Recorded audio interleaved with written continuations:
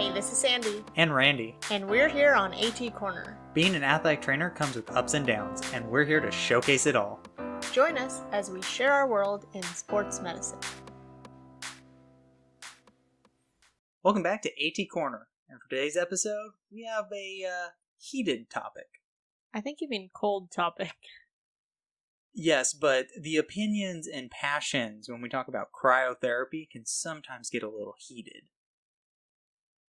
Very true, very true. So if you guys have not gone into the research about cryotherapy, stay tuned. This is a perfect place for you because Randy, I think, read, 26 articles for this? Yes, and it was very dense. There was a lot of molecular physiology, and it was whoa. So what we're going to be doing today is taking that research.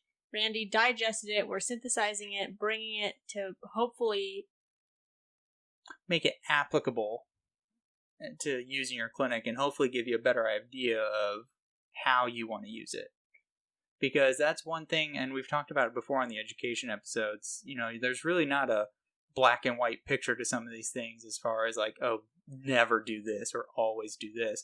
And sometimes cryotherapy gets that rap as like, oh, cryotherapy's bad. Well, cryotherapy's not all bad. It depends how you use it and what your goal is, trying to accomplish. Exactly. So we're going to take some of these ideas. Why don't you go over the objectives, what we're talking about today? Yeah, so we're just going to do a basic review of what cryotherapy is supposed to do. And then we'll look at how cryotherapy affects the recovery of strength and power exercises and endurance exercises. And that's what a lot of the literature on cryotherapy is on, especially cold water immersion. So as we talk about this, just keep in mind that's pretty much what we're talking about. We're talking about cold whirlpool most of the time. And then we'll also try and touch on how cryotherapy affects injury healing. So I know that'll be an interesting one. Hopefully we get a good response from the community on that one. And then, obviously, this is our interpretation of what Randy's read, and we want to hear your guys' opinion, too. Yeah, absolutely. So, as we dive on into the old cryotherapy, don't dive into your whirlpools. It's too shallow. Not a good idea. So, the first thing you got to think about when you think about cryotherapy is how it affects the cardiovascular system. And the first thing that comes to mind is vasoconstriction, right? And there's good literature out there that shows that cryotherapy does actually decrease blood flow to the musculature. Are you talking specifically about ice bags or whirlpools or both? Both. They're both very effective because at the end of the day, it just boils down to tissue temperature. If you can get the tissue down to a certain temperature, you're going to see these effects. And ice bags, whirlpools, ice massage, they all do that. And then the second effect on the cardiovascular system is something that most people wouldn't think about and was something new for me, was how it affects heart rate. So when you exercise, right, your heart rate goes up, and then once you stop, the idea is your heart rate should recover. And cryotherapy, in particular in this case, is going to be cold water immersion, can actually improve heart rate recovery. And there's two reasons why this might happen. The first one is it could be the cold causing the vasoconstriction, which means less blood's going to the limbs and staying in the trunk. Or it can also be the hydrostatic pressure from the water putting pressure on the tissue, pushing all that fluid that's in the tissue back into the blood vessels and then back to the trunk. So essentially that signals the body to, oh, we need to decrease heart rate and activate the parasympathetic nervous system. So if you want someone to recover after exercise, you could put them in a lower body whirlpool to get that heart rate to slower. Yes, so it'll make it more efficient as they're coming back down. Okay. And then the neurological effects have a good implication for decreasing pain because, as we've seen, cryotherapy decreases nerve conduction velocity and increases the threshold that those nerves have to hit to get an action potential. So if your nociceptors or your pain neurons don't fire as quickly or they have a higher threshold before firing, you're going to have a decrease in pain. I think this is probably what most people use cryotherapy for, or what they used to use cryotherapy for. Absolutely, and it's very effective at that. As we actually start talking about recovery and injury, how it affects pain, we'll see the evidence for that. The last point that I'd like to make about the physiology of cryotherapy is how it affects muscle tissue. And one area that really gave a premise for using cryotherapy for injury besides decreasing pain is decreasing the metabolic rate of the musculature or whatever tissue the ice is over. It is thought that there's a secondary injury after a primary injury that just makes the injury worse. So if you decrease the metabolic rate, it should preserve some of that tissue and reduce secondary injury. And then there's also the aspect that it can increase muscular stiffness, and this is one of the reasons why you wouldn't ice someone and then just say, hey, go do physical activity, because the muscle isn't as pliable, and obviously we talked about the neurological effects. So this begs the question, and this is a great point to bring up because at AT Corner we love to bring evidence and experience together. I do have some patients who, especially like let's say football halftime, they want to ice in between the first and second half, and knowing what I know about cryotherapy, the tissue isn't affected to the point that they're going to see a significant difference in their performance. Can you speak to that a little bit? So there is some studies that talk about icing and then doing physical activity. Unfortunately, I didn't read those ones to give you a for sure answer. But I would say, again, it goes back to, like you said, the tissue temperature. So how deep are you actually getting it to cool? So some of that's going to be is how long did the kid keep the ice on for? Or how did they ice, right? Like, did they dip their hand in the cold whirlpool, or did they just put an ice pack on it? That might make a difference a little bit. Also, it's not that, okay, they ice and then they're immediately going back into the game. No, they're also going to have a warm-up period. So they're going to start moving around. So I think, again, this, and we say this on the show a lot, it goes back to your clinical judgment. Use your best judgment. We're just trying to present, here's the physiology, and then make your game plan from it. So it goes back to the saying that it's not just black and white. You can't just be like, oh, no, don't do that. Well, no, you might be able to get away with that.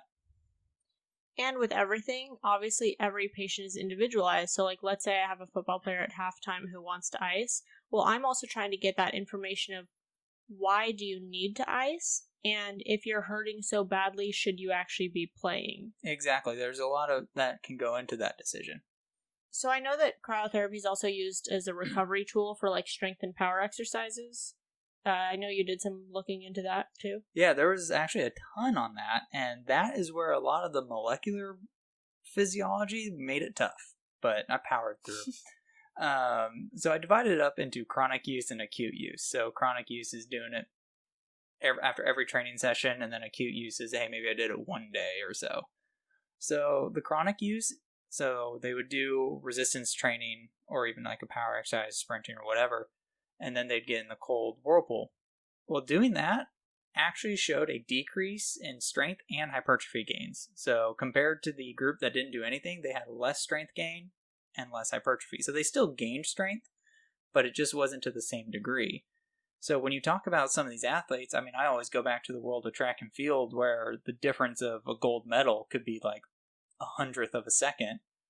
That small difference could be huge. And the reason they saw this decrease in strength and hypertrophy was, as we mentioned before, ice could be very effective at reducing edema, but edema has a lot of good qualities to it.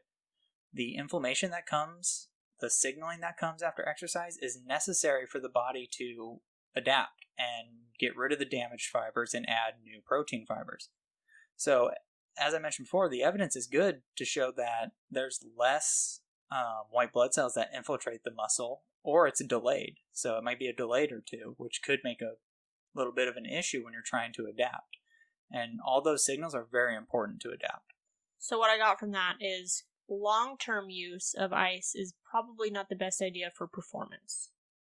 Yeah, because that's the whole point of training is, right? You're trying to improve your performance. You're trying to make adaptations that are beneficial to you as an athlete.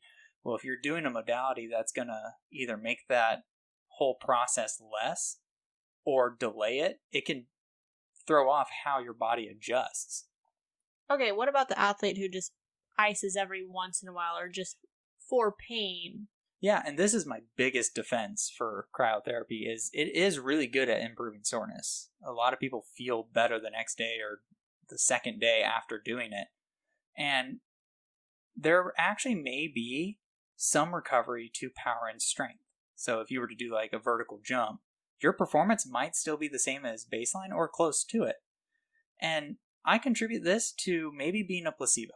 And there's pretty good literature that has looked at using cold water and then like just a regular bathtub just of room temp. If you tell that person in the room temp water that it's just as effective as an ice bath, they actually perform the same. So the athlete's perception of what they feel makes them recovered is very important. And I think that's why using an ice bath maybe once in a while, like the day before a meet or 2 days before a meet, can be very important. And I think that's why you see improved recovery from an acute use in this case. So don't throw all your ice yet, right? Exactly. And that's what we're trying to say here is cryotherapy is really not all bad. There are benefits, and you just have to pick and choose how you're going to use it. And don't forget, placebo is so huge, especially with your athletes who have such a the mental aspect of sport is such a strong influence. Yeah, again, it goes back to my track kids who are way into their head sometimes. The difference between them performing well and not performing well, and Bill's been on the show and kind of talked about it before, is maybe just them feeling better will get them over the edge. And I think our job is to make our patients feel better. So if they feel better with doing this, as long as we're doing it in an educated manner, then we should do it. Now, if they're like, oh, I want to do it after every practice, I'm going to try and bargain with them and be like, look, let's do it just like maybe this day and maybe another day. So it's still a back and forth where the patient feels like, oh, I'm getting what I want and I'm still getting what I want, where they're not doing something that's hugely detrimental. Okay, so I think so far we've only talked about recovery, but why don't we start actually talking to the nitty-gritty parts of injury healing, which is where probably most of the debate about cryotherapy is at. Yes, that's where it gets heated. Unfortunately, I didn't read a ton into this portion of it, just because there's a lot more on the recovery aspect, which can translate into injury, because you can almost look at soreness as a minor injury, so you can kind of take some of that information. But the actual studies that looked at like tissue damage showed very similar things to strength and power exercises. So ice, in this case they did like an ice bag kind of thing, delayed or dampened the inflammatory response, which we know, inflammation is a bummer, but it is necessary. And it does help healing. That's the whole point of inflammation. Exactly. It signals all these events to happen to make your tissue repair itself. And ice just slows that down or even makes that response less, from the white blood cells to, if you're talking about muscle, satellite cells, which are very important to regenerating muscle and helping a scar formation. Cryotherapy can increase fibrosis, so scar tissue. Scar tissue gets a pretty bad rap, and if you have too much of it, it's not a good thing. You can feel it and it doesn't feel great. I mean, as you roll through it with your hands, it feels cool, but not to the athlete. And that can be a source of pain. Now, before you stop listening to this podcast and say like, well, I'm never doing cryotherapy for injury healing ever again because it does all those things, I would like to point out that these studies only do one treatment. So a lot of times they use mice for this. They make an injury to the mouse. They do 20 minutes of ice, which is what we would normally do, and then just monitor. Well, that's not what we do. How many times have you had an athlete where you treated them, here's ice, and then just watched them for days? What else did the mouse do? Nothing? They just let them do their thing. So they would just chill or like whatever mice do. But that's not the reality of our job. If you have an injury, you set up a whole rehab plan. You have a whole game plan of what this person's doing. So we're not just doing one treatment and that's it. So I would like to say, keep that in mind, because after an injury, even though we ice them, we also do soft tissue work in the days after. We do tool work. We do exercises. I haven't seen anything. I could be wrong, so if someone knows of an article like this, but I haven't seen any research that has looked up a follow-up period and did that make a difference. So we're trying to take these articles that do different things and make a decision. But remember, we combined things.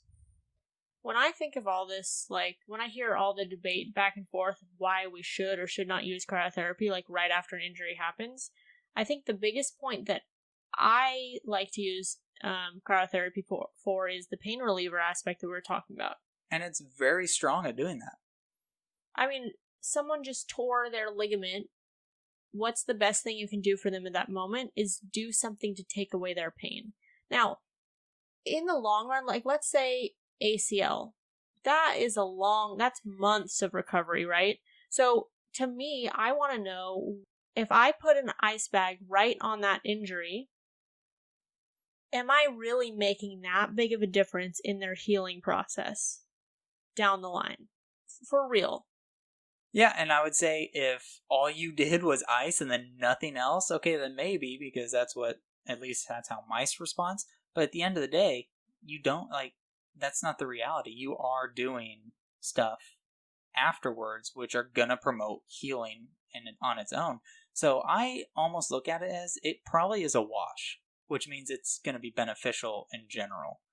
But I do want to say, you've brought up a good thing before, is you've worked, I mean, we've all worked per diem events, and our tools are kind of limited in that, and when someone gets hurt, what are they going to ask for? My biggest thing is when someone walks up to me, my job is to get them better, or at least out of some of their pain that they're feeling.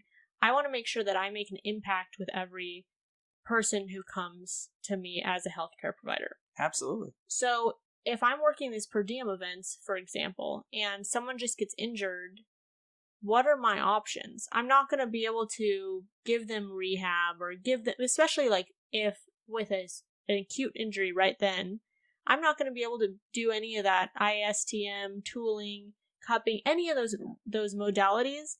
What am I going to be able to do at that moment? Send them off? Yeah. Maybe stabilize the injury? Like, I think that ice in that aspect has such a huge beneficial effect that I can't foresee myself not bringing ice to an event in the future. Well, also, it could be disappointing for the athlete who's looking for something and you just don't give them anything, and then they're just going to walk away and be like, oh, well, that person was kind of mean.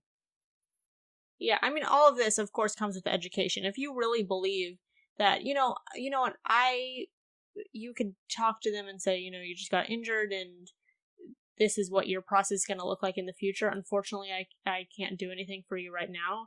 And if you talk to them, like, just say, like, my decision not to give you ice right now is because I believe that it's going to hinder your injury healing, then yeah, totally go for it. But then you want to talk about, like, what about anti-inflammatory meds?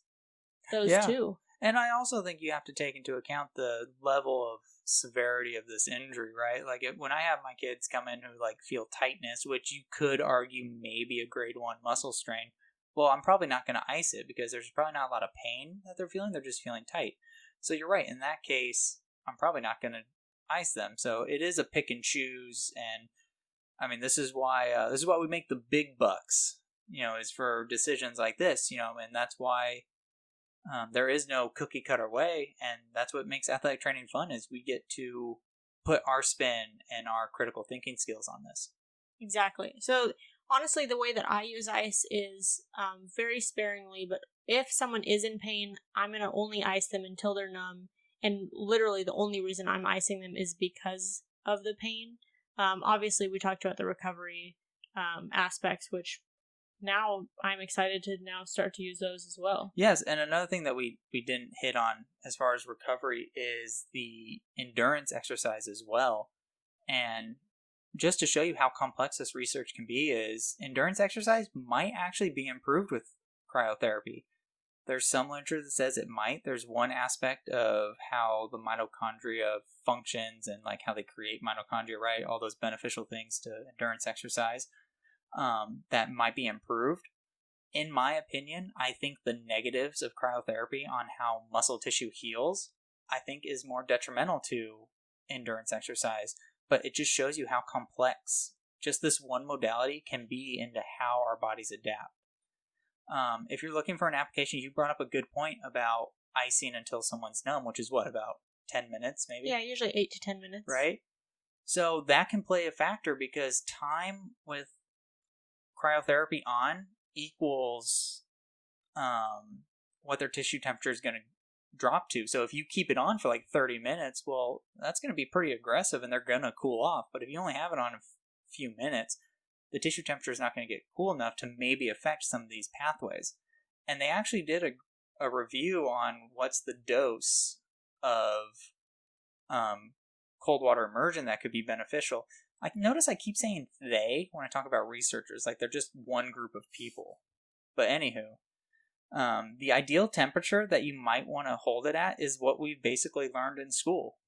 Basically 50 to maybe 60 degrees Fahrenheit. And then you'll do that for about 11 to 15 minutes. That seems like the ideal range that if it were any colder or any longer, some people may perceive that as uncomfortable, which if you're uncomfortable, you may perceive that as a bad recovery. So then it's delayed recovery. I've had a swimmer, actually, surprisingly, who did a whirlpool for the first time, and he actually had like a shock response. So we had... Interesting. Yeah, so we had to find other ways for his recovery because that was obviously... We're not going to do that again. Yeah, exactly. And you see, that was the perception that he got from that recovery. So obviously it's not going to work, but then there's those kids who like, oh man, I feel great after a whirlpool. Okay, great. Let's just keep doing that. I'm not going to mess you up now. So I think with everything, it has to be individualized. Your treatment has to be individualized. Absolutely. So why don't we... Are we bringing this one home with some action items? Let's do it.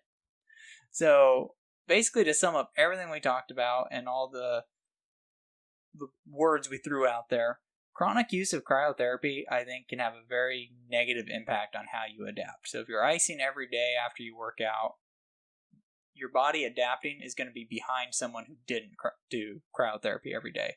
And remember, that's what we're trying to do when we exercise, is try to adapt. Acute use, so if you're doing it for like a day or maybe 2 days, it might be beneficial if that patient thinks it's going to be beneficial. So if your athlete's like, oh, every time I ice bath before a meet, like the day before a meet, I run so well and I got PR. Well, don't tell them like, oh no, we're not doing that. We don't ever ice. No, because you might actually make their performance drop because now they're like, oh, I don't feel like I'm recovered like I used to. So acute use might be okay. I know that we usually I like to make the action items like one sentence or 2 sentences so we kind of like sum it up, but I just thought of a really good analogy with chronic use of ice. It's kind of like when you're riding a bike or learning how to ride a bike, if you have those training wheels that are like kind of just like an inch off the floor. Mm-hmm. So yes, if you have those, you're still going to learn to ride a bike, but you still have that hindrance where you might not be able to balance as well, right?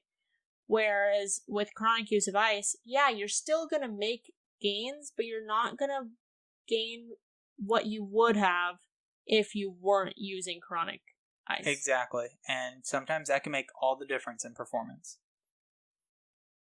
Awesome. So I know that we already said that Randy used a bunch of articles for this, but if you guys want to look at the articles that he used, we have the citations on our website, which is down below in the show notes.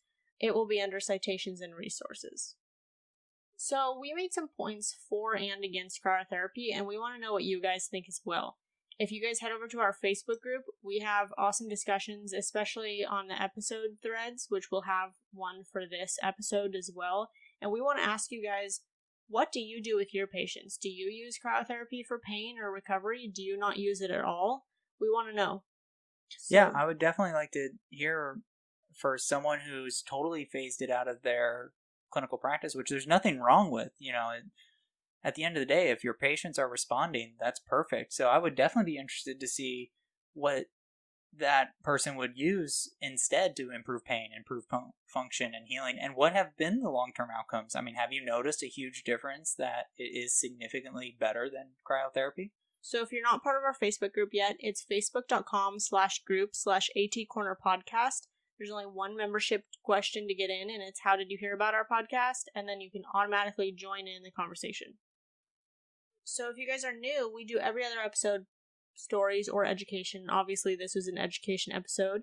So next episode, we're going to be sharing your stories, and some of our upcoming story episodes are going to be working with pregnant athletes. We're going to do a Halloween episode, and also getting injured on the job. So if you want to hear stories from other athletic trainers and their experiences with any of those things, then go ahead and stay tuned. Those will be coming up soon. And then if you want to share your story, you can send them in to atcornerds@gmail.com. I do have to say, we have gotten some really good stories over the past few episodes. They have been awesome. Yeah, we love sharing everyone's experience in athletic training. It's very relatable. Very relatable. Athletes are just, they're amazing. All right, Randy, got anything else to add? Nope. Thank you for helping us showcase athletic training behind the tape. Bye.